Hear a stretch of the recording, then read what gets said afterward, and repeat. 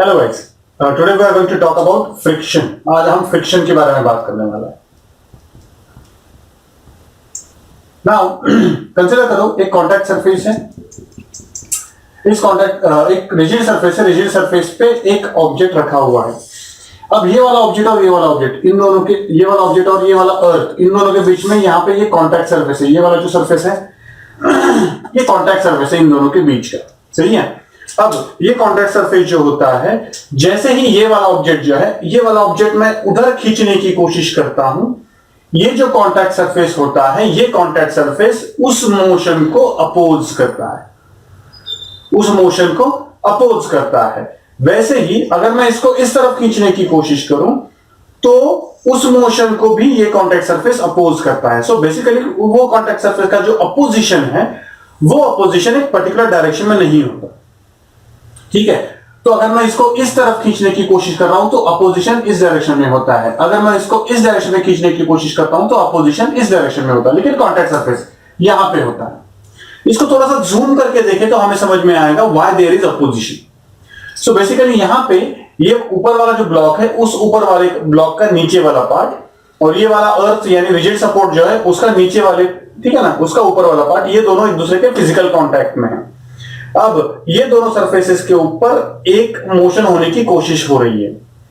वो जो opposition by this contact surface, opposition by the contact surface, ये जो होता है इसको हम कहते हैं फ्रिक्शन। इसको थोड़ा सा जूम करके देखते हैं तो मुझे क्या दिखाई देगा कि यार मैं कह रहा हूं कि वो ये दोनों सरफेस के, ये दोनों के बीच का ये वाला जो कांटेक्ट सरफेस है, इसको अगर मैंने जूम किया तो मुझे माइक्रो लेवल पे मुझे दिखाई देता है कि बोथ सरफेसेस, बेसिकली इसका नीचे वाला सरफेस, इस रिजिड सरफेस का ऊपर वाला surface, both are not exactly smooth. They are, ठीक है ना, वो स्मूथ नहीं है, 100% स्मूथ नहीं है। ठीक है ना, वहां पे कुछ ना कुछ इरेगुलरिटीज हैं। अब ऊपर वाले सरफेस की इरेगुलरिटी और नीचे वाली सरफेस की इरेगुलरिटी जो होती है, वो दोनों एक दूसरे को अपोज करते हैं मोशन करने के लिए। ठीक है ना, ये मोशन करने के लिए अपोजिशन होता है, बिकॉज दोनों जगह पे इरेगुलरिटी है। सही है। तो उस इरेगुलरिटी की वजह से यहां पे अपोजिशन होता है, दैट इज वन पार्ट। ठीक है ना। सो irregular surfaces,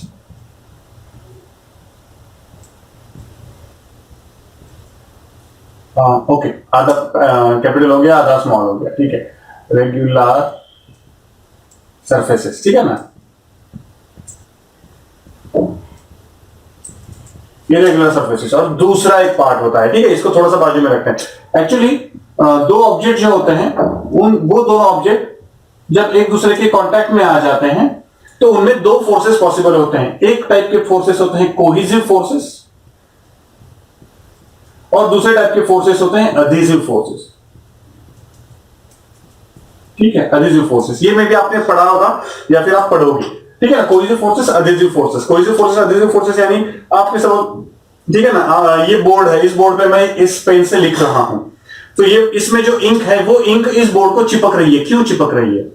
because there is irregularity plus there is some force of attraction between this ink and the whole board. ये अलग अलग जो मटेरियल्स होते हैं, उन दोनों में जो भी थोड़ा सा एक दूसरे के बीच में अट्रैक्शन फोर्स तैयार हो जाता है, ठीक है ना, वो इंटरमॉलिक्यूलर फोर्स होता है बेसिकली। तो वो intermolecular force is called as adhesive forces when two different material try to attract each other when they are in contact, when they are in contact, दोनों कांटेक्ट में आ जाते हैं तो एक दूसरे को अट्रैक्ट करने की जो कोशिश करते हैं, वो फोर्स होता है अडहेसिव फोर्स। वो फोर्स कौन सा होता है? Adhesive force.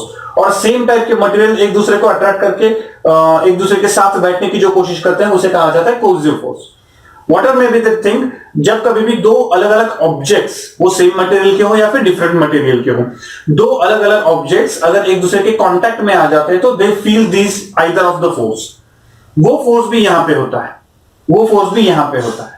यानी इरेगुलरिटी जो होती है, यानी अगर ये ऊपर वाला पार्ट ऐसे है, नीचे वाला पार्ट ऐसे है, ठीक है ना, तो उन दोनों के बीच में जो भी इरेगुलरिटी होती है, वो irregularity and plus these forces, इनकी वजह से बेसिकली वहां पे अपोजिशन तैयार हो जाता है। एंड दिस ऑब्जेक्ट का नीचे वाला जो सरफेस होता है, that surface basically don't want to change its state, उसको वहां से मूव नहीं होना है, तो वो क्या जनरेट करता है? फ्रिक्शन जनरेट करता है। समझ में आई बात? क्या जनरेट करता है? फ्रिक्शन जनरेट करता है। तो यहां पे फ्रिक्शन तैयार होता है। यहां पे क्या तैयार हो जाता है? फ्रिक्शन तैयार हो जाता है, नीचे वाला सरफेस और ऊपर वाले सरफेस में फ्रिक्शन तैयार हो जाता है। This friction basically opposes the motion. ये वाला जो फ्रिक्शन होता है वो मोशन को अपोज करता है। ठीक है, अब इस पे डिपेंडेंट एक छोटा सा इंटरेस्टिंग एग्जांपल करेंगे कि कंसीडर करो इस टाइप का एक ठीक है ना, एक सेटअप है, इस टाइप का एक सेटअप है। ठीक है, ये चार एक दूसरे के ऊपर ब्लॉक्स रखे हुए हैं और ये नीचे रिजिड सपोर्ट है, ये नीचे रिजिड सपोर्ट। ठीक है, तो अब देखो यहां पे ये ब्लॉक 1 है, ये ब्लॉक 2 है, ये ब्लॉक 3 है, ये ब्लॉक 4 है। अब ठीक से देखो, मैंने क्या कहा, फ्रिक्शन कहां कहां पे होता है, जहां पे कॉन्टैक्ट सरफेस होता है वहां पे फ्रिक्शन होता है, जहां पे भी कॉन्टैक्ट सरफेस होता है, जहां पे भी ऑब्जेक्ट मूव होने की कोशिश करते हैं तो उन पे फ्रिक्शन लगता है, ऑब्जेक्ट मूव होने की कोशिश करते हैं तो उन पे फ्रिक्शन लगता है। तो अब देखो, सपोज ये वाला जो ऑब्जेक्ट है, ये वाला इस डायरेक्शन में जाने की कोशिश कर रहा है 5 मीटर पर सेकेंड से, ये वाला जो ऑब्जेक्ट है इस तरफ जाने की कोशिश कर रहा है 6 मीटर पर सेकेंड से। ठीक है, अब ये नीचे वाला जो ऑब्जेक्ट है ये भी इस तरफ जाने की कोशिश कर रहा है सपोज 7 मीटर पर सेकेंड से, और ये वाला ऑब्जेक्ट है वो भी इस तरफ जाने की कोशिश कर रहा है 7 मीटर पर सेकेंड से। ठीक है, तो अब ये वाले जो ऑब्जेक्ट्स हैं इन पे हर जगह पे फ्रिक्शनल फोर्स लगेगा। अगर ये वाला एग्जांपल कंसीडर करो तो इस वाले एग्जांपल का अगर मुझे फ्री बॉडी डायग्राम निकालना है, सपोज इस फोर्स के हिसाब से मुझे फ्री बॉडी डायग्राम निकालना है, तो मैं उसका फ्री बॉडी डायग्राम कैसे निकालूंगा, इस तरफ उस पे लग रहा है फोर्स जो हम अप्लाई कर रहे हैं, ये नीचे वाला जो सरफेस होता है इसकी वजह से उसको इस डायरेक्शन में फोर्स लगता है, फ्रिक्शनल फोर्स जो इस डायरेक्शन में लग रहा है, नीचे लग रहा है उसका mg और ऊपर लग रहा है उसका नॉर्मल रिएक्शन। ये उसका फ्री बॉडी डायग्राम हुआ। तो ये वाले जो चार ब्लॉक्स दिए हुए हैं इनका फ्री बॉडी डायग्राम निकालने की कोशिश करते हैं। ठीक है, इनका फ्री बॉडी डायग्राम निकालने की कोशिश करते हैं। चलो पहला वाला ब्लॉक कंसीडर करते हैं। पहला वाला ब्लॉक, अब पहला वाला जो ब्लॉक है वो किस तरफ जाने की कोशिश कर रहा है, इस तरफ जाने की कोशिश कर रहा है। कंसीडर करके चलते हैं तो उस पर फोर्स भी इस तरफ से लग रहा है, उस पर फोर्स भी इस तरफ से यहां पे। ठीक है ना, यहां पे हम कंसीडर करके चलेंगे कि जिस तरफ वेलोसिटी है उस तरफ से उनको फोर्स लगाया हुआ है। ठीक है, तो ये वाला इस तरफ जाने की कोशिश कर रहा है।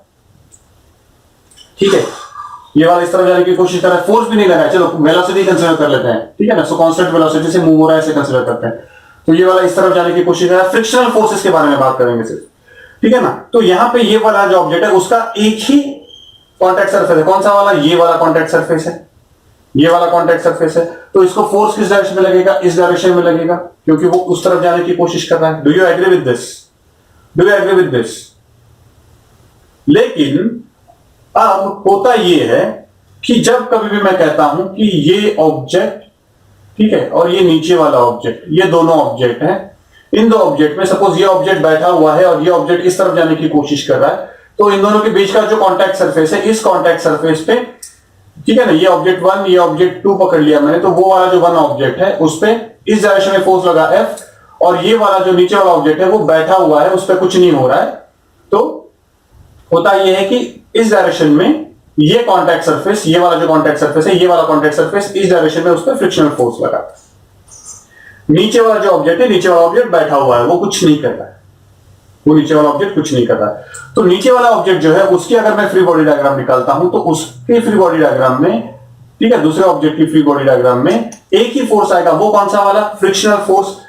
इस कॉन्टैक्ट सरफेस पे जब कभी भी फ्रिक्शनल फोर्स तैयार होता है तो it is action reaction force, यानी ये F जो है वो इसको इस डायरेक्शन में लग रहा है, तो इसी कॉन्टैक्ट सरफेस पे ये भी तो है, तो इसको यही फ्रिक्शनल फोर्स इस डायरेक्शन में लगता है।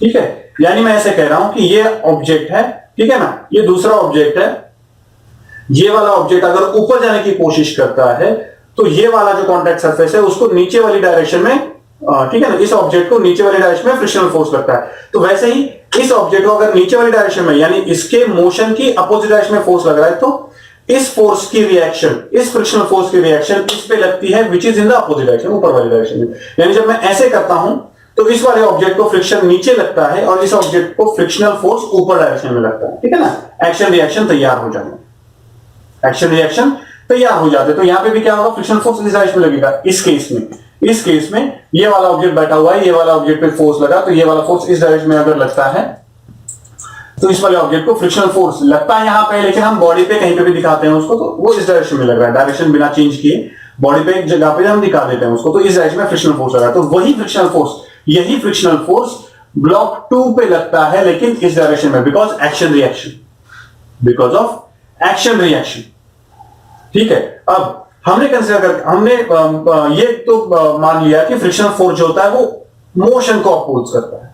फ्रिक्शनल फोर्स जो होता है वो मोशन को अपोज करता है। अगर फ्रिक्शनल फोर्स मोशन को अपोज करता है तो ठीक से देखना, ये वाला जो ऑब्जेक्ट है इसका अगर मैंने फ्री बॉडी डायग्राम निकाला तो इसको फ्रिक्शनल फोर्स किस तरफ लग रहा है, इसको एक ही कॉन्टैक्ट सरफेस है, एक ही कॉन्टैक्ट सरफेस है, कौन सा वाला, ये वाला कॉन्टैक्ट सरफेस। तो इस वाले कॉन्टैक्ट सरफेस पे किस डायरेक्शन में फोर्स लगेगा, इस वाले डायरेक्शन में।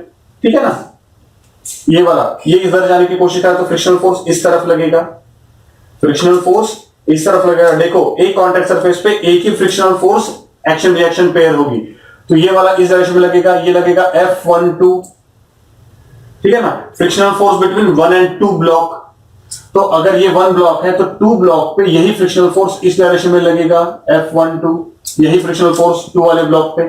लेकिन 2 वाला जो ब्लॉक है उसका और एक ये है नीचे वाला सरफेस है, कौन सा वाला, ये थर्ड वाला। ठीक है ना, थर्ड वाला है, यहां पे भी एक कॉन्टैक्ट सरफेस है, ये देखो ये कॉन्टैक्ट सरफेस, तो यहां पे भी फ्रिक्शन होगा, वो भी 2 पे लगेगा। लेकिन अभी यहां पे प्रॉब्लम आ जाता है कि ये वाला जो ब्लॉक है ये वाला इस तरफ जा रहा है, ये वाला भी इस तरफ जा रहा है, देखो ठीक से। तो ये वाला भी मोशन में है, ये वाला भी मोशन में है। ठीक है, ये वाला भी मोशन में है, ये वाला भी मोशन में है। तो दोनों में से एग्जैक्टली किसकी मोशन को अपोज करेगा, क्योंकि एक की मोशन को अपोज कर रहा है तो ऑब्वियसली दूसरे की मोशन को सपोर्ट करेगा बिकॉज ऑफ दिस। क्योंकि अगर मैं कहता हूं कि इसको इस डायरेक्शन में फ्रिक्शनल फोर्स लगा है तो नीचे इस डायरेक्शन में लग रहा होगा। यानी आप अगर कहते हो कि ये सेकंड वाला जो ब्लॉक है इस कॉन्टैक्ट सरफेस पे, इस सेकंड वाले ब्लॉक पे इस डायरेक्शन में इस डायरेक्शन में अगर फ्रिक्शनल फोर्स लग रहा है तो इसको ऑब्वियसली थर्ड ब्लॉक को इस डायरेक्शन में लगना चाहिए, एक्शन रिएक्शन। सही है, लेकिन इसका मतलब इस पे लगने वाला फोर्स, थर्ड पे लगने वाला फोर्स इस डायरेक्शन में और उसकी मोशन भी इस डायरेक्शन में, तो उसकी मोशन को तो सपोर्ट कर रहा है, उसकी मोशन को तो सपोर्ट कर रहा है। यानी अगर ये 2 वाला ब्लॉक पकड़ा मैंने, 3 वाला ब्लॉक पकड़ा, तो 2 वाला जो ब्लॉक है, 2 वाले ब्लॉक को अगर मैंने कहा कि फ्रिक्शनल फोर्स 2 वाले ब्लॉक को अपोज कर रहा है मोशन को, तो उस पे लग रहा है फोर्स इस डायरेक्शन में, तो 3 वाले ब्लॉक पे तो इस डायरेक्शन में फ्रिक्शनल फोर्स लगेगा। लेकिन 3 वाला ब्लॉक तो इसी तरफ जा रहा है, यानी फ्रिक्शनल फोर्स उसको सपोर्ट कर रहा है। लेकिन अब तक तो हमने कंसीडर किया कि frictional force opposes the motion, लेकिन यहां पे तो ये थर्ड की मोशन को सपोर्ट कर रहा है एंड वाइस वर्सा। यानी अगर मैंने कहा कि थर्ड की मोशन को अपोज कर रहा है, थर्ड की मोशन को अपोज कर रहा है तो 2 की मोशन को सपोर्ट कर रहा है, 2 की मोशन को सपोर्ट कर रहा है। यानी अगर मैंने कहा कि नहीं यार ये फ्रिक्शनल फोर्स यहां पे नहीं जाता, 2 पे एक्चुअली 3 पे लग रहा है, 3 की मोशन को अपोज कर रहा है इस डायरेक्शन में, तो 2 की मोशन को तो इस तरफ लगेगा। यानी अगर दोनों कॉन्टैक्ट सरफेस अगर मोशन में है, दोनों कॉन्टैक्ट सरफेस अगर मोशन में है और सेम डायरेक्शन में है, ठीक है ना, जिन दोनों ऑब्जेक्ट का कॉन्टैक्ट सरफेस है वो दोनों ऑब्जेक्ट अगर सेम डायरेक्शन में है तो उनमें से किसकी मोशन को अपोज करेगा, बिकॉज एक की मोशन को अगर अपोज कर रहा है तो दूसरे की मोशन को उनको सपोर्ट करना पड़ेगा। ठीक है ना, जो एक की मोशन को अपोज कर रहा है तो दूसरी मोशन को सपोर्ट करना पड़ेगा, तो वो किसको करेगा, वो किसको करेगा। तो याद रखना, frictional force not just opposes the motion of the object, it basically opposes any kind of relative motion at the contact surface. It opposes any type of relative motion at the contact surface. And दूसरी बात होता है, whenever there is relative motion at the contact surface, then it opposes the faster object. वो किसको oppose करता है, faster object को oppose करता है। अगर 2 and 3 ब्लॉक में देखें तो वो किसको अपोज कर रहा है, वो किसको अपोज कर रहा है, 7 मीटर पर सेकंड को अपोज करेगा। यानी अगर मैं थर्ड वाला ब्लॉक जो है उसका अगर फ्री बॉडी डायग्राम निकालूं, थर्ड वाला ऑब्जेक्ट, ठीक है, थर्ड वाला ऑब्जेक्ट एंड फोर्थ वाला ऑब्जेक्ट, तो ठीक से देखना, ठीक है, ये सेकंड ऑब्जेक्ट है, ये थर्ड ऑब्जेक्ट है, ये फोर्थ ऑब्जेक्ट है। ठीक है, तो सेकंड वाला जो ऑब्जेक्ट है उस पर एक फ्रिक्शनल फोर्स तो कंफर्म हो गया ऊपर वाले का, दूसरा जो फ्रिक्शनल फोर्स है तो इन दोनों में, ठीक है ना, सेकंड और थर्ड ब्लॉक में फास्टर ऑब्जेक्ट कौन सा है, थर्ड और सेकंड और थर्ड में फास्टर ऑब्जेक्ट कौन सा है, 7 मीटर पर सेकंड, यानी थर्ड ऑब्जेक्ट फास्टर है तो उसकी मोशन को अपोज करेगा। यानी यहां पे अपोजिशन होगा उसकी मोशन को, देखो ठीक से, उसकी मोशन का अपोजिशन होगा कितना, F23, ठीक है, F23, तो F23 यहां पे लग रहा है तो इस पे किस डायरेक्शन में लगेगा, ऑब्वियसली इस डायरेक्शन में लगेगा F23, इस पे F23 इस डायरेक्शन में लगा और इस पे F23 इस डायरेक्शन में लगा, बिकॉज इन दोनों के कॉन्टैक्ट सरफेस में फास्टर ऑब्जेक्ट कौन सा है, 3 है, इसलिए। थर्ड और फोर्थ को देखा मैंने, थर्ड और फोर्थ जो है दोनों सेम डायरेक्शन में जा रहे हैं विद सेम वेलोसिटी, तो फास्टर स्लोअर कुछ भी नहीं है। इसका मतलब बेसिकली ये वाला जो कॉन्टैक्ट सरफेस है, इस वाले कॉन्टैक्ट सरफेस पे फ्रिक्शन ही नहीं होगा, because there is no relative motion. इन दोनों की रिलेटिव मोशन 0 है, इन दोनों की रिलेटिव मोशन 0 है। इसका मतलब ये वाला जो कॉन्टैक्ट सरफेस है, इस कॉन्टैक्ट सरफेस पे there will be no friction, यानी यहां पे फ्रिक्शन ही नहीं होगा, यहां पे फ्रिक्शन ही नहीं होगा। ठीक है, समझ में आई बात। नीचे वाला जो है ये वाला इस तरफ जाने की कोशिश कर रहा है, तो ऑब्वियसली ये वाला तो रिजिड सरफेस है, ये वाला रिजिड सरफेस है, तो ये तो कहीं जाएगा नहीं। तो ऑब्वियसली ये अगर इस तरफ जा रहा है, ये यहीं पे है, तो इसका मतलब ये fourth object and rigid support, इन दोनों में कौन फास्टर है, ऑब्वियसली ये वाला फास्टर है। अगर ये वाला फास्टर है तो नीचे वाला उसको अपोज करेगा, यानी इस पे लगेगा इस डायरेक्शन में एफ ही बोल देते हैं उसको, बाकी कुछ बोलने की जरूरत नहीं है।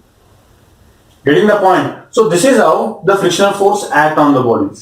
Frictional force जो होता है वो बॉडी पे एक्ट करता है। तो अब एकदम और एक इंटरेस्टिंग बताता हूं मैं आपको।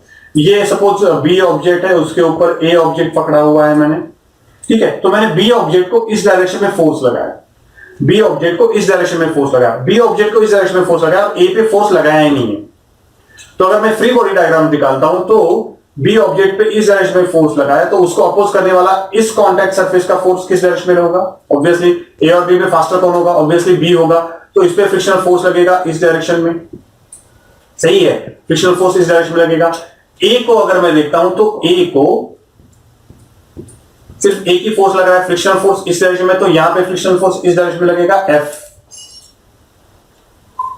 ये जो रीजन है, इसकी वजह से आपके अगर कबर्ड जो होता है जहां पे आप बुक्स रखते हो, उस बुक के कबर्ड में अगर आप नीचे का बुक निकालने की कोशिश करते हो तो उसके साथ ऊपर वाला बुक भी बाहर आ जाता है, बिकॉज ऑफ दिस रीजन। ये ए वाला जो ऑब्जेक्ट है उस पर हम फोर्स नहीं लगा रहे हैं, लेकिन ये फ्रिक्शनल फोर्स ऑब्वियसली उस पर लग रहा है, which is supporting it's motion. इसलिए जैसे ही मैं वो ए नंबर का बी वाला बुक अगर नीचे से निकालने की कोशिश करता हूं तो उसके साथ ए वाला भी बाहर आ जाता है। रीजन इज दिस, इस रीजन की वजह से मैं नीचे से, ठीक है ना, बी वाला बुक बाहर निकालने की कोशिश कर रहा हूं, ए वाला उसके साथ आ रहा है, because of friction between the surfaces, friction between the surfaces. ठीक है, सो ये है फ्रिक्शन। फ्रिक्शन इस तरह से काम करता है। Now will go deeper into the friction part, अब और थोड़ा सा ठीक से देखेंगे, अब थोड़ा सा मैथमेटिक्स इंक्लूड करना शुरू करेंगे इसमें, ठीक है। चलो एक ऑब्जेक्ट कंसीडर करो जो सरफेस पे रखा हुआ है, कॉन्टैक्ट सरफेस पे रखा हुआ है। अब ये वाला जो ऑब्जेक्ट है वो कॉन्टैक्ट सरफेस पे लगाया हुआ है, रखा हुआ है, कॉन्टैक्ट सरफेस पे रखा हुआ है। तो ये वाला जो कॉन्टैक्ट सरफेस है, इसकी वजह से एक फोर्स उस पे लगता है, नॉर्मल रिएक्शन, कॉन्टैक्ट सरफेस की वजह से, ठीक है ना। ठीक है, फ्रिक्शनल फोर्स देखो याद रखना, फ्रिक्शनल फोर्स जो होता है वो भी इस पे लगता है। सपोज हम उसको उस डायरेक्शन में घुमाने की कोशिश कर रहे हैं तो उस पर फ्रिक्शनल फोर्स इस डायरेक्शन में लग रहा है, और ये फ्रिक्शनल फोर्स किसकी वजह से लग रहा है, अगेन कॉन्टैक्ट सरफेस की वजह से ही। यानी ये F जो है ये ऑल्सो, ये फोर्स भी है, ये also due to the contact surface है, ये वाला जो है this is also due to contact surface. तो basically net contact force acting on the body is basically resultant of these two. Net contact force acting on the bodies is nothing but F contact. F contact is nothing but a resultant of normal reaction and frictional force. ठीक है, normal reaction and frictional force. Normal reaction and frictional force जो होते हैं उनकी वजह, उनका जो resultant होता है उसे हम क्या कहते हैं, कॉन्टैक्ट फोर्स। उनका जो रिजल्टेंट होता है उसे हम क्या कहते हैं, कॉन्टैक्ट फोर्स। ठीक है, अब फ्रिक्शन जो होता है, फ्रिक्शन के दो टाइप्स होते हैं, फ्रिक्शन के दो टाइप्स होते हैं। फ्रिक्शन के दो टाइप्स कौन कौन से होते हैं, एक होता है स्टैटिक फ्रिक्शन और दूसरा होता है काइनेटिक फ्रिक्शन और डायनामिक फ्रिक्शन। काइनेटिक और डायनामिक फ्रिक्शन, ठीक है, काइनेटिक और डायनामिक फ्रिक्शन। स्टैटिक फ्रिक्शन यानी एक ऑब्जेक्ट एक जगह पे बैठा हुआ है, ठीक है, और जब अभी हम उसको फोर्स लगाते हैं तो it has tendency not to move, it has tendency not to move, और उस टेंडेंसी के लिए रिस्पॉन्सिबल जो भी फ्रिक्शन होता है, वो फ्रिक्शन जो होता है उसे हम कहते हैं स्टैटिक फ्रिक्शन। यानी एक ऑब्जेक्ट एक जगह पे बैठा हुआ है, ठीक है, तो मैं उसको मूव करने के लिए मुझे उस पर जो फोर्स लगाना पड़ता है to get it out of its state of rest, ठीक है ना, स्टेट ऑफ रेस्ट जो होती है उसमें से उसको बाहर निकालने के लिए जो भी मुझे फ्रिक्शन के अपोज में काम करना पड़ता है वो बेसिकली स्टैटिक फ्रिक्शन होता है। दूसरा होता है काइनेटिक फ्रिक्शन, काइनेटिक या फिर डायनामिक फ्रिक्शन। ये जो होता है कि जब ऑब्जेक्ट मूव होना शुरू करता है तो इसका मतलब ये नहीं कि वहां पे फ्रिक्शन नहीं होता। ये ऑब्जेक्ट अगर ऐसे मूव हो रहे हैं तो इसका मतलब ये नहीं कि यहां पे फ्रिक्शन नहीं है, फ्रिक्शन है, वहां पे फ्रिक्शन है, यानी there is continuous opposition to the motion, यानी continuous opposition to the motion. इसी की वजह से अगर एक ऑब्जेक्ट होता है, मैं उसको अगर धक्का दे देता हूं और वो ऑब्जेक्ट आगे जाके कहीं पे जाके रुक जाता है, बिकॉज मैं जब धक्का दे रहा था तब मैं फोर्स लगा रहा था और फ्रिक्शनल फोर्स दोनों थे, लेकिन जैसे मैंने धक्का देकर उसको छोड़ दिया तो आगे जब जा रहा था तो कंटिन्यूअसली उसकी मोशन को अपोज करने के लिए पीछे की डायरेक्शन में फ्रिक्शनल फोर्स लग रहा था, जिसकी वजह से उस पर रिटार्डेशन लगा और आगे जाके ऑब्जेक्ट रुक गया। ये जो ऑब्जेक्ट मूवमेंट के वक्त जो भी उस पर फ्रिक्शनल फोर्स एक्ट हो रहा होता है उसको हम क्या कहते हैं, काइनेटिक फ्रिक्शन या फिर डायनामिक फ्रिक्शन कहते हैं उसको, ठीक है ना। तो हम स्टैटिक फ्रिक्शन के बारे में पहले बात करेंगे, उसके बाद काइनेटिक एंड डायनामिक फ्रिक्शन के बारे में बात करेंगे, ठीक है। अब ये स्टैटिक फ्रिक्शन जो होता है, स्टैटिक फ्रिक्शन का काम क्या होता है? स्टैटिक फ्रिक्शन का काम ये होता है कि ऑब्जेक्ट की मूवमेंट होने की जो टेंडेंसी है उस टेंडेंसी को अपोज करे, यानी ऑब्जेक्ट को मूव ना होने दे, ऑब्जेक्ट को मूव ना होने दे। यानी अब एक ऑब्जेक्ट है जो रिजिड सरफेस पे मैंने रखा हुआ है, ये वाला जो ऑब्जेक्ट है, इस वाले ऑब्जेक्ट पे मैं अगर फोर्स F लगाता हूं तो ये F की वैल्यू कितनी होनी चाहिए, ठीक है, ये F की वैल्यू कितनी होनी चाहिए कि ये वाला ऑब्जेक्ट जो होता है वो वाला ऑब्जेक्ट जगह से हिल जाए। ये डिपेंड करता है कि वहां पे कितना फ्रिक्शनल फोर्स इस फोर्स को अपोज करने के लिए है, इस वाले फोर्स को अपोज करने के लिए वहां पे कितना फ्रिक्शनल फोर्स है, ये उस पर डिपेंड करता है कि ये फोर्स कितना होना चाहिए। यानी आपको पता है कि स्मूथ सरफेस पे ऑब्जेक्ट को मूव करने के लिए आपको बहुत कम फोर्स लगाना पड़ता है, लेकिन अगर रफ सरफेस है तो उसके ऊपर से आपको ऑब्जेक्ट को मूव करने के लिए बहुत ज्यादा फोर्स लगाना पड़ता है। तो ये होता है फ्रिक्शनल फोर्स। ये जो स्टैटिक फ्रिक्शनल फोर्स होता है, basically static frictional force tendency to move को अपोज करता है। देखो ठीक से, अच्छे से समझ लेना, वो टेंडेंसी टू मूव को अपोज करता है।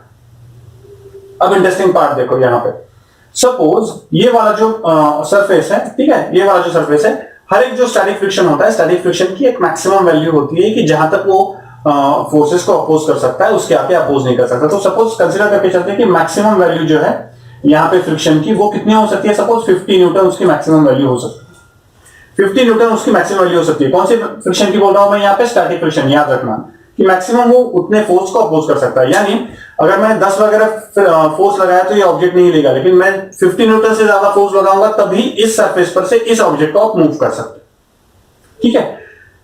अब ठीक से देखना, यहां पे F इज इक्वल टू मैंने 10 न्यूटन अगर लगाया तो ये वाला जो सरफेस है, ये वाला सरफेस इस डायरेक्शन में कितना न्यूटन का फ्रिक्शनल फोर्स लगाएगा, कितना लगाएगा? इस डायरेक्शन में 10 न्यूटन का ही लगाएगा। कितना लगाएगा? 10 न्यूटन का ही लगाएगा। The static friction is basically smart friction, smart force होता है। वो क्या होता है? स्मार्ट फोर्स होता है। मैं जितना फोर्स लगा रहा हूं उतने ही फोर्स को वो अपोज करेगा। अब यहां पे ठीक से देखो, स्मार्ट फोर्स है तो यहां पे 10 न्यूटन इस डायरेक्शन में फ्रिक्शन लगा, 10 न्यूटन आप उस डायरेक्शन में अपना फोर्स एक्सटर्नल लगा रहे हो, net force acting on the body 0, यानी ऑब्जेक्ट जगह से नहीं हिलेगा, ऑब्जेक्ट जगह से नहीं हिलेगा। दूसरा मैंने लगाया 20 न्यूटन, तो फ्रिक्शनल फोर्स कितना लगेगा? स्टैटिक फ्रिक्शनल फोर्स 20 न्यूटन, क्योंकि बस इसको अपोज करना है। ये जो फोर्स है जो ऑब्जेक्ट में टेंडेंसी तैयार करना है मूव होने की, उसको अपोज करना। Friction, static friction always opposes the tendency to move. वो किसको अपोज करता है? टेंडेंसी टू मूव को अपोज करता है। तो यहां पे इतना लगेगा। मैंने 40 न्यूटन लगाया तो इस तरफ कितना लगेगा? 40 न्यूटन। मैंने 50 न्यूटन लगाया, यो कितना लगाएगा? 50 न्यूटन। अगर मैंने 60 न्यूटन लगाया तो अब कितना लगाएगा? अब बेसिकली स्टैटिक फोर्स जो होता है, स्टैटिक फ्रिक्शनल फोर्स जो होता है, उसका काम ही खत्म, बिकॉज उसकी मैक्सिमम वैल्यू कितनी है? 50 न्यूटन, यानी 50 न्यूटन तक वो अपोज कर सकता है। उस मैंने अगर 60 न्यूटन लगाया तो ये वाला ऑब्जेक्ट बेसिकली मूव हो जाएगा, और जैसे ही ऑब्जेक्ट मूव हो जाता है तो स्टैटिक फ्रिक्शन का काम खत्म, डायनेमिक फ्रिक्शन पिक्चर में आ जाता है। डायनेमिक फ्रिक्शन पिक्चर में आ जाता है। ठीक है, तो ये होता है स्टैटिक फ्रिक्शन। ये जो स्टैटिक फ्रिक्शन की मैक्सिमम वैल्यू होती है उसको कहा जाता है लिमिटिंग फ्रिक्शन। लिमिटिंग फ्रिक्शन, उसे क्या कहा जाता है? Limiting friction. Maximum value of static friction is called as limiting friction. कुछ कुछ बुक्स में there are 3 types of friction ऐसे कहा गया है, static friction, limiting friction and dynamic friction. लेकिन एक्चुअली स्टैटिक फ्रिक्शन की जो मैक्सिमम वैल्यू होती है उसी को लिमिटिंग फ्रिक्शन कहा जाता है, उसी को लिमिटिंग फ्रिक्शन कहा जाता है। यहां पे एफ मैक्स 50 न्यूटन, ये क्या है? लिमिटिंग फ्रिक्शन है। यानी मैक्सिमम कितना अपोज कर सकता है वो? 50 न्यूटन तक अपोज कर सकता है। मैक्सिमम कितना अपोज कर सकता है? 50 न्यूटन अपोज कर सकता है, ये maximum value.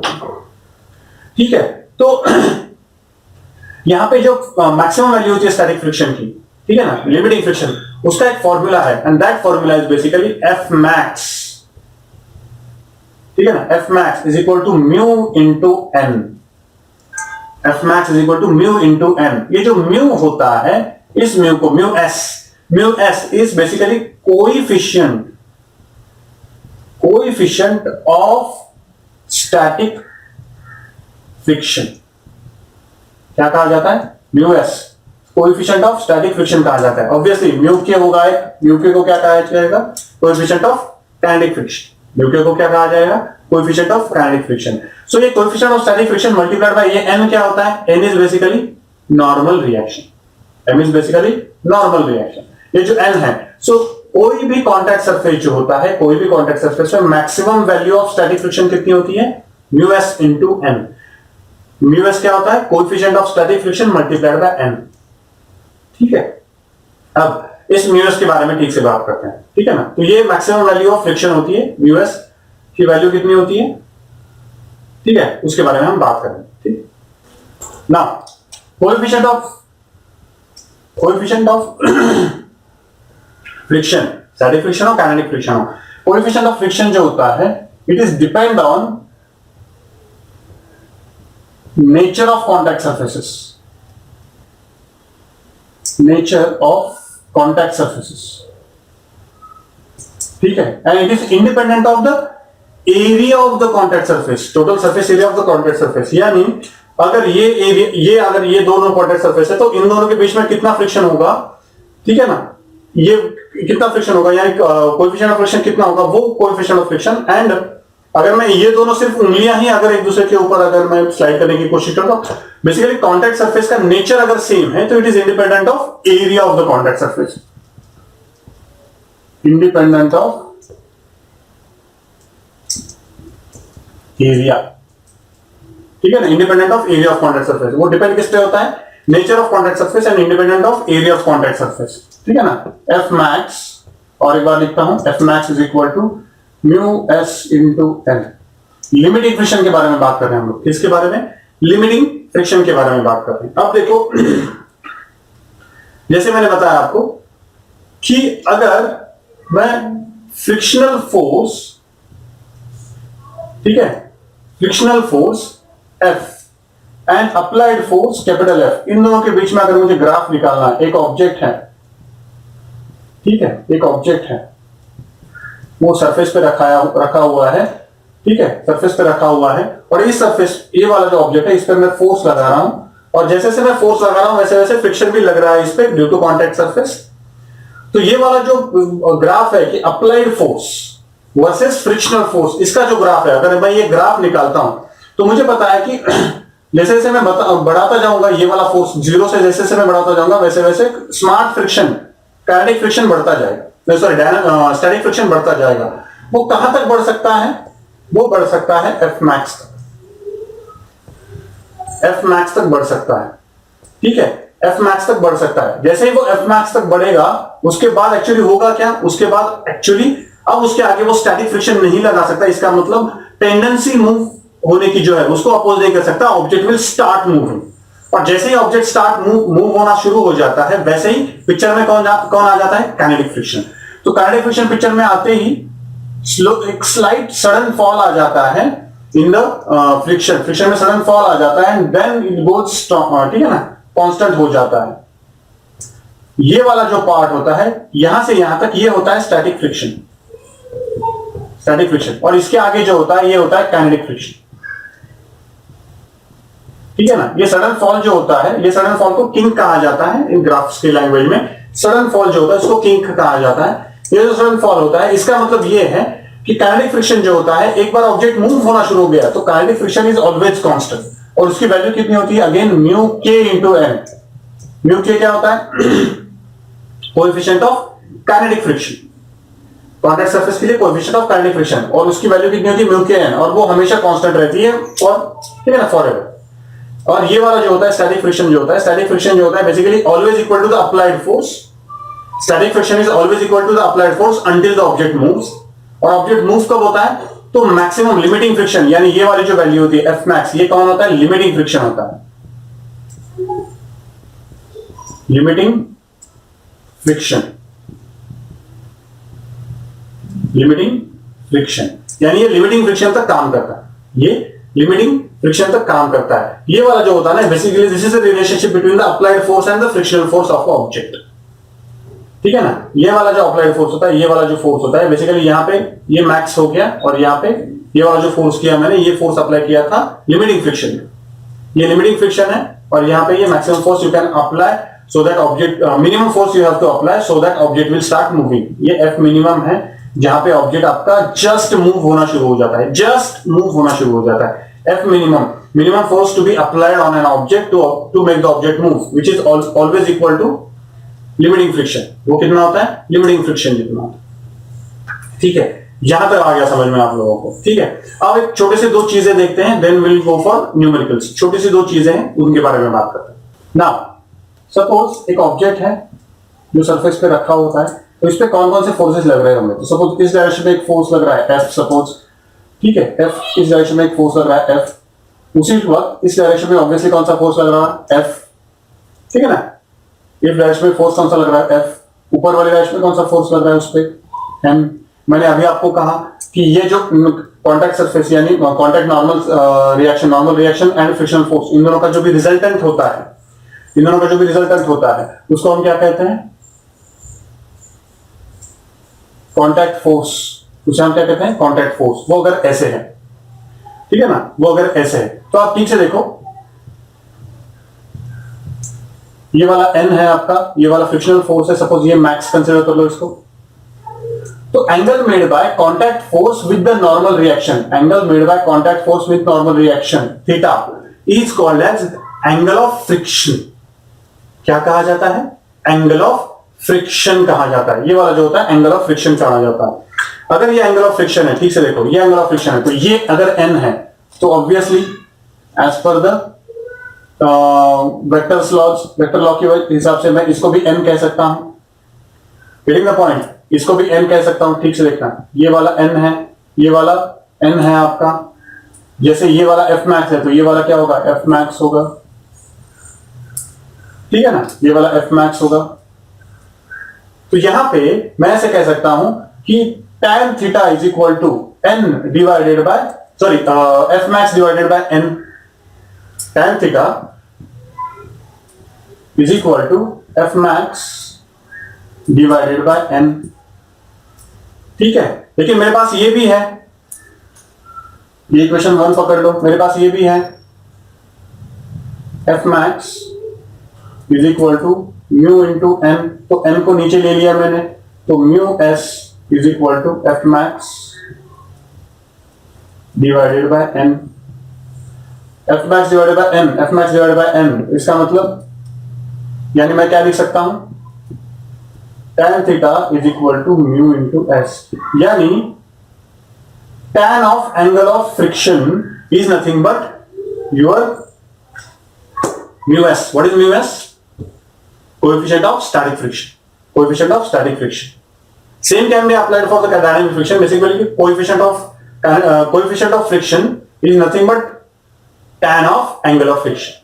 Coefficient of friction is nothing but tan of angle of friction. ये पहली बात है, ठीक है ना। अब और एक इंटरेस्टिंग पार्ट देखते हैं, इसमें से एक छोटा सा पार्ट है वो करते हैं, then will go for the numericals. ये समझ लो ठीक से, ये आई कंसिडर कि ये आपको समझ में आ गया होगा, इजी पार्ट है ये। और एक छोटा सा पार्ट है और एक एंगल देखना है। चलो, कैसे करोगे, आपके पास एक फ्लैट सरफेस है और फ्लैट सरफेस पे आपने कुछ तो रख दिया, ठीक है ना। फ्लैट सरफेस पे आपने कुछ तो रख दिया, आप slowly slowly slowly slowly slowly उसको इंक्लाइन करते गए, इंक्लाइन करते गए, इंक्लाइन करते गए, इंक्लाइन करते गए। एक पर्टिकुलर एंगल आएगा उस फ्लैट सरफेस का, एक पर्टिकुलर एंगल आएगा कि उस पर्टिकुलर एंगल पे ये वाला जो ऊपर रखा हुआ आपने ऑब्जेक्ट है वो ऑब्जेक्ट स्लाइड होना शुरू हो जाएगा। ठीक है, समझ लो ठीक से। हुआ क्या, मैंने जब ऐसे रखा था तो कोई प्रॉब्लम नहीं था, लेकिन जैसे जैसे मैं स्लोली उसको ऊपर करता गया तो भी कोई प्रॉब्लम नहीं था, लेकिन एक पर्टिकुलर एंगल आया कि उस एंगल पे वो ऊपर जो फ्लैट सरफेस पे ये जो ऑब्जेक्ट रखा था वो ऑब्जेक्ट नीचे स्लाइड होना शुरू हो, वो नीचे स्लाइड होना शुरू हो गया। इसका मतलब आप ठीक से देखो कि एक ऑब्जेक्ट मैंने अगर एक पर्टिकुलर इंक्लाइंड प्लेन पे रख दिया और ये सपोज एंगल कुछ फाई एंगल है, इस एंगल पे ये वाला ऑब्जेक्ट नीचे स्लाइड होना शुरू हो गया, लेकिन नीचे तो था, नीचे है ना, लेकिन यानी हॉरिजॉन्टल से लेके इस एंगल तक आने तक वो स्लाइड नहीं हो रहा था, इस एंगल पे वो स्लाइड होना शुरू हो गया। तो एग्जैक्टली हुआ क्या इस एंगल पे, तो जैसे जैसे ये थोड़ा थोड़ा ऊपर हो रहा था तो बेसिकली उसकी टेंडेंसी थी स्लाइड होने की, लेकिन वहां पे क्या था, वहां पे क्या था, वहां पे था फ्रिक्शनल फोर्स। यानी जैसे ही मैं थोड़ा सा ऊपर चला गया, ठीक है, वो नीचे स्लाइड होने की कोशिश कर रहा था, उसकी टेंडेंसी थी नीचे स्लाइड होने की, उस टेंडेंसी को अपोज करने के लिए ऊपर वाली डायरेक्शन में फ्रिक्शनल फोर्स लगाया इस कॉन्टैक्ट सरफेस में। लेकिन जैसे जैसे वो ऊपर होता गया, जैसे जैसे वो ऊपर होता गया एक्सक्यूज मी, जैसे जैसे वो ऊपर होता गया वैसे वैसे वो जो फ्रिक्शनल फोर्स था, ठीक है ना, वो फ्रिक्शनल फोर्स भी बढ़ता गया, बिकॉज उसकी नीचे जाने की टेंडेंसी बढ़ती गई। ठीक है, नीचे जाने की टेंडेंसी बढ़ती गई, इसलिए वो फ्रिक्शनल फोर्स भी बढ़ता गया, लेकिन वो कहां तक बढ़ेगा, ठीक है ना, वो उसकी मैक्सिमम वैल्यू तक बढ़ेगा, which is called as limiting friction. यानी जैसे ही इस ऑब्जेक्ट की नीचे जाने की टेंडेंसी जो है वो उसके लिमिटिंग फ्रिक्शन को क्रॉस कर जाएगी, वो नीचे फिसलना शुरू हो जाएगा। अब इस ऑब्जेक्ट की नीचे फिसलने की, नीचे स्लिप होने की, नीचे स्लाइड होने की जो भी टेंडेंसी है उसको, वो किसकी वजह से है, तो वो है उसके खुद के वेट की वजह से। लेकिन पूरा वेट लग रहा है उसका, नहीं, पूरा वेट तो उसका नीचे वाली डायरेक्शन में mg लग रहा है, तो इस डायरेक्शन में क्या लग रहा है, तो इफ यू रिमेंबर हमने किया था इंक्लाइन सरफेस पे ये अगर फाई है तो ये भी फाई है, ये अगर फाई है तो ये यहां पे कितना मिलेगा मुझे, mg cos फाई। अगर ये mg cos फाई तो यहां पे कितना मिलेगा, mg sin फाई। और ऊपर वाली डायरेक्शन में यहां पे फोर्स लग रहा है फ्रिक्शनल फोर्स, ऊपर वाली डायरेक्शन में क्या लग रहा है, फ्रिक्शनल फोर्स लग रहा है, और यहां पे ये कौन लग रहा है, ये वाला एक्चुअली n है आपका, यहां पे n है आपका। सो ये फाई जो एंगल है, ये phi angle is the angle at which it will just start to slide over the contact surface. ये जस्ट स्लाइड होना शुरू हो गया था अभी तक, यानी यहां पे फ्रिक्शनल फोर्स बेसिकली क्या लग रहा है, मैक्सिमम लग रहा है, फ्रिक्शनल फोर्स मैक्सिमम लग रहा है, स्टैटिक फ्रिक्शनल फोर्स उसके आगे नहीं लग सकता, यानी लिमिटिंग फ्रिक्शन रीच हो चुका है। यानी ये वाला जो एंगल फाई है, इस फाई एंगल पे basically F max is equal to mg sin theta है, sin phi, sorry, F max is equal to mg sin phi है, and n is equal to mg cos theta, cos phi तो पहले से ही है, so n is equal to mg cos phi. ठीक है, तो इन दोनों को डिवाइड कर लेते हैं, so F max divided by n is equal to mg कटा sin phi by cos phi, tan phi मिल गया मुझे। तो एफ मैक्स तो मुझे पता है, F max is nothing but mu S into N, so mu S into N divided by N is equal to tan phi, so n कटा, so tan phi is equal to mu S. यानी जब कभी भी angle of inclination becomes tan of angle of inclination becomes static friction of the coefficient of friction of that sliding surface, वो वाला जो contact surface है उसके sliding surface के कॉन्टैक्ट कोएफिशिएंट ऑफ फ्रिक्शन जितना हो जाता है, उस टाइम पे ये वाला ऑब्जेक्ट जो है वो नीचे स्लाइड होना शुरू हो जाता है। The angle at which the object starts sliding over the inclined surface is called as angle of repose. Angle of repose कहा जाता है, उसे क्या कहा जाता है, एंगल ऑफ रिपोज।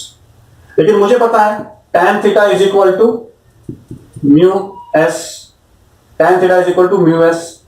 तो इसका मतलब angle of repose is always equal to angle of friction. Angle of repose is equal to angle of friction always. Angle of repose is equal to angle of friction. यानी flat surface पे उनका जितना angle of friction होगा उतना ही अगर मैं angle of repose कर देता हूं तो वो ऑब्जेक्ट जो होता है वो इंक्लाइन सरफेस पे स्लाइड होना शुरू हो जाए. Okay, so this is about introduction about the friction. ये basically introduction of the friction है. इस पे बहुत सारे एग्जांपल सॉल्व करेंगे हम लोग. जितने सारे एग्जांपल, जितने टाइप के एग्जांपल्स हमने एनएलएम में सॉल्व किए हैं उतने सारे के सारे टाइप के एग्जांपल्स यहां पे आ जाएंगे. बस एक चीज होगी कि यहां पे एक न्यू फोर्स इंट्रोड्यूस हो जाता है which is inevitable and practical force, and that is friction. So we'll solve few examples on the friction, then we'll start working on the next part of the friction. Okay, thank you.